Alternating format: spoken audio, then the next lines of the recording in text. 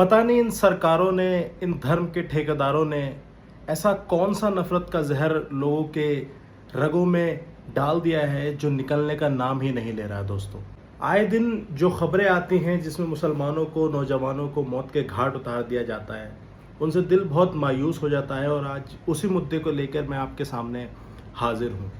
दोस्तों, दिल्ली में अभी कुछ महीनों पहले तरुण की हत्या हुई, जो कि बाद में पता लगा कि एक लड़ाई थी, लेकिन कोई भी उस हत्या को जस्टिफाई नहीं कर रहा था। तरुण को मारा गया, हम उनके हथियारों के बिल्कुल ख़िलाफ़ हैं। और उसके बाद एक्शन का रिएक्शन भी हुआ, सरकार की प्रॉपर उसमें एक्शन लिया, घर तोड़े गए और लोगों को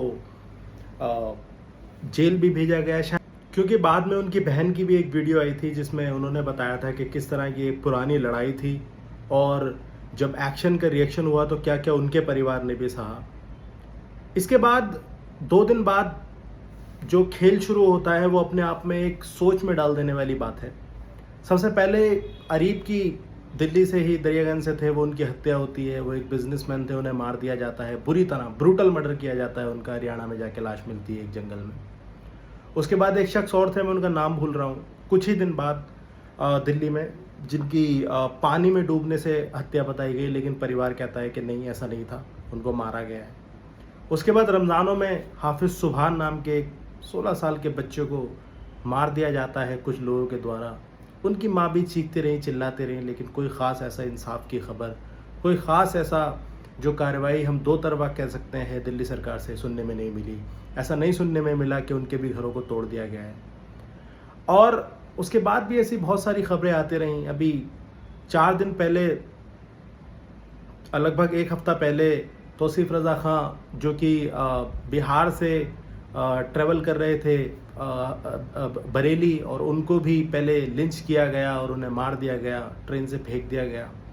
और पहले तो पुलिस ने बोल दिया कि क्या कहते हैं साहब, ये एक नेचुरल मतलब डेथ है, एक एक्सीडेंट है। उसके बाद जब उनकी वाइफ का एक वॉइस नोट वायरल होता है जिसमें पता लगता है कि उनको साजिश के तहत मारा गया। क्यों? क्योंकि वो मुसलमान थे, दाढ़ी टोपी वाले थे, इसलिए।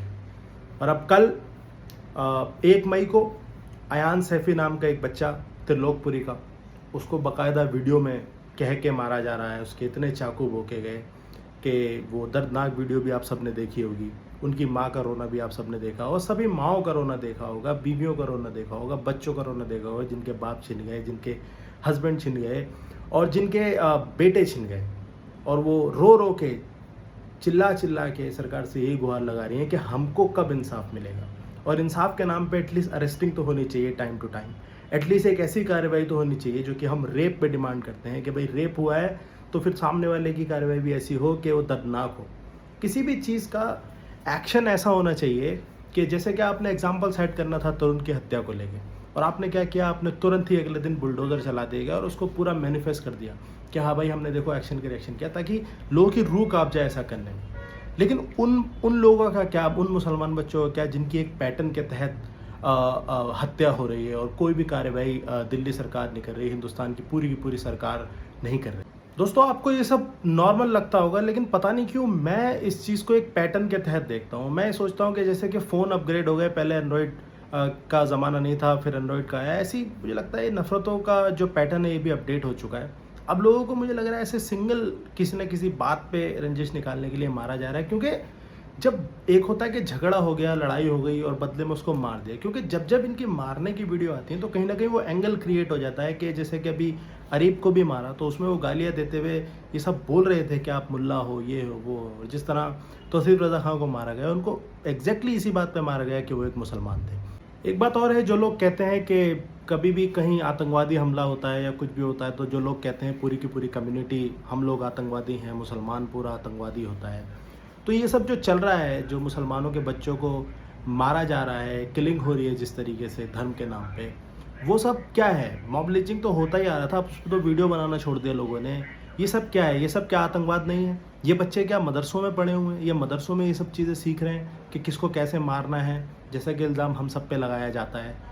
तो ये भी तो एक आतंकवाद है। हम क्यों नहीं पूरी की पूरी जो लोग न्यूट्रल हैं उसको डिक्लेयर कर सकते हैं कि ये भी सब एक आतंकवाद है? क्योंकि ये पूरा का पूरी चीज़ जिसमें जान जा रही हो वो इंसानियत के खिलाफ है जी। मतलब नहीं होता कि क्या कहते हैं तरुण की जान गई है या अरीब की जान गई है, मतलब ये होता है कि जान गई है। तो कहीं ना कहीं ये पूरा का पूरा जो पैटर्न चल रहा है ये इंसानियत के खिलाफ है, तो ये भी तो आतंकवादी है। हम क्यों इसको आतंकवाद डिक्लेयर नहीं कर सकते? और इस पूरे मुद्दे में मैं अपनी कम्युनिटी से या हर एक इंसान से ये कहना चाहता हूँ कि देखिए, जो ये हो रहा है उससे दिल बहुत दुखा हुआ है, और हम अब इसको एक्सेप्ट कर लेना चाहिए कि ये जो कंट्री में जिस तरीके का जहर लोगों के जहन में फैल चुका है, उसमें हम हमारे बच्चे सेफ नहीं हैं। अब जैसे कि तौसीफ ज़रा खान ट्रैवल कर रहे थे, दाढ़ी थी, कुर्ता पजामा था, तो जिस तरीके से मेट्रो में नहीं होता कि अगर एक औरत सेफ ना फील करे तो वो विमेन वार्ड में चली जाती है, उस तरह मुझे लगता है कि अब ये छोटी छोटी चीज़ों का ध्यान हमारी कम्युनिटी को भी देना चाहिए। अभी एक्सेप्ट करके चलना चाहिए कि हम कहीं भी सेफ नहीं हैं, चाहे वो मेट्रो हो, चाहे अपने घर के बाहर का पार्क हो। अयान को पार्क में मारा गया, ठीक है, अरीब अपने बिजनेस मीटिंग से जा रहे थे, उन्हें मारा गया, तौसीफ ज़रा खान ट्रेन में ट्रैवल कर रहे थे, उन्हें मारा गया।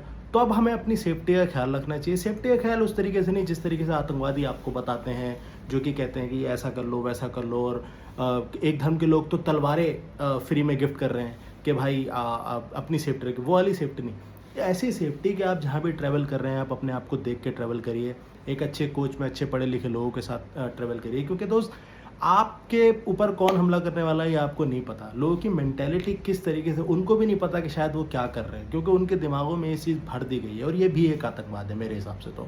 और दूसरी बात, जैसे कि मैंने देखा कि इनकी जो माएँ तड़पती हैं, उनकी जो बीवियाँ बच्चे तड़पते हैं, वो आजकल मैंने देखा है कि एक पैटर्न चल गया है कि उनके पास कोई व्लॉगर जाएगा, कैमरा लगाएगा और वो कहेगा कि अरे जी, जैसे कि अयान की अम्मी को मैंने देखा, वो कह रही है सलमान मेरे भाई, कैफ मेरे भाई। अरे क्या करेंगे ये लोग, क्या करेंगे? कौन है ये लोग?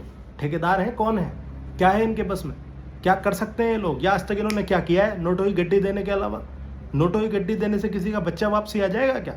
बेहतर है कि जो ऑर्गेनाइजेशन है कुछ कुछ काम कर रही हैं। हमारे यहाँ एक रेप हुआ, ठीक है, हमने प्रोटेस्ट किया, कुछ नहीं हुआ, वो एक ऑर्गेनाइजेशन थी जमीयत के पास तक पहुंचा, आज तक उसका केस जमीयत लड़ रही है, एक पैसा नहीं उठाया, ठीक है। एपीसीआर एक ऑर्गेनाइजेशन है, उन्होंने क्या कहते हैं जो तरुण के सामने जो परिवार था उनके खिलाफ जो जुल्म हुए, जो कि लीगली गलत हुए, उसकी लड़ाई लड़ने का काम किया, और भी बहुत सारी चीज़ें।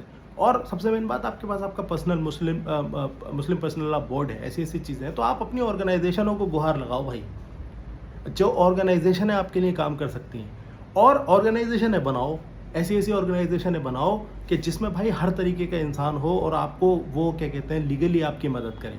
ये सब मत करो किसी व्यक्ति विषय, आपके पास अल्लाह है, ठीक है, आप या तो अल्लाह से मदद मांगो या ऐसे लोगों से मदद मांगो जो क्या कहते हैं उस पैटर्न पे काम कर रहे हो। ये सिंगल लोगों से आप क्या कहते हैं, कुछ लोग व्यूज़ बनाने के लिए आपकी वीडियोस बनाते हैं और आप उनसे करने लगते हैं, तो ये बिल्कुल बंद कर दीजिए भाई। अपनी ऑर्गेनाइजेशन है, मैं आज भी कहता हूँ कि स्ट्रॉन्ग कीजिए, और हर शहर में मैं मानता हूँ कि ऐसी ऐसी ऑर्गेनाइजेशन होने चाहिए जो आपको किसी तरीके में साथ नहीं दे, लेकिन जो जुल्म आपके ऊपर हो रहा है एटलीस्ट उस पर तो आपका साथ दे। और भाई लास्ट में भी यही कहूँगा कि पीक पीरियड सबका आता है, तुम पे जुल्म भी हो रहा है ना, तो जुल्म का भी एक पीक पीरियड आता है, उसके बाद वो डाउनफॉल शुरू हो जाता है। तो कहीं ना कहीं हर चीज़ का एक पीक पीरियड है। हो सकता है आज हम पे जुल्म हो रहा है, लेकिन ये चीज़ भी बहुत देखने की है कि कोई, ना सिर्फ सरकारें, ना सिर्फ पार्टियाँ, हमारे साथ आज कोई कम्युनिटी भी कोई खास खड़ी नहीं होती। जहाँ पे रील बनाना होता है वहाँ पे हमारे पास कम्युनिटी खड़ी होती है। हमारे शहर में इतने ज़्यादा जुल्म हो रहे हैं, मैं देखता हूँ कौन सी सिख कम्युनिटी हमारे साथ, क्या कहते हैं, सिख कम्युनिटी के जो जाने माने लोग हैं वो हमारे साथ जुल्म में खड़े हो गए। इक्का दुक्का लोग, बाकी लोग सरकारों के हाथ बिक चुके हैं। तो भाई आपके साथ भी कोई नहीं है, लेकिन ठीक है, आप अपने आप को स्ट्रॉन्ग कीजिए, आप अपने आप को सेफ रखिए। मैं तो कहता हूँ आज का टाइम ये नहीं है कि आप अपने, बेहतर है कि आप बचेंगे तब आप कुछ कर पाएंगे। तो आप अपने आप को सेफ रखने की ज़्यादा कोशिश कीजिए। और बाकी भाई ऐसी ऐसी ऑर्गेनाइजेशनों को, ऐसी वीडियो को सेव कीजिए, शेयर कीजिए, जो कि वाकई में इन मुद्दों में क्या कहते हैं हमारी आवाज़ बन सकती हैं, हमारी बात को लॉ एंड ऑर्डर के तरीके से उठा सकती हैं। और शेयर कीजिए, ऐसे ऐसे लोगों को टैग कीजिए जो हमारी बात लोकसभा तक पहुंचा सकते हैं। और भाई जो लोग ऐसा होता है ना कि किसी ऐसे इंसान को आप पालोगे, सांप को पालोगे, तो वो अगले दिन आपको ही काट लेगा। हो सकता है कि भाई वो आपको, आपके बच्चों को खा जाए, है ना। तो इसलिए इंसानियत को ज़्यादा से ज़्यादा बुलंद करो भाई, हमारी मदद करो, मुसलमानों के साथ आओ, मुसलमानों का अब जो भाईचारा मुसलमान दिखा रहा है लोगों के साथ आप भी दिखाओ। और हम अगर आतंकवादी हैं तो आप ऑफिशियली ऐसे लोगों को भी आतंकवादी डिक्लेयर करो। Thank you.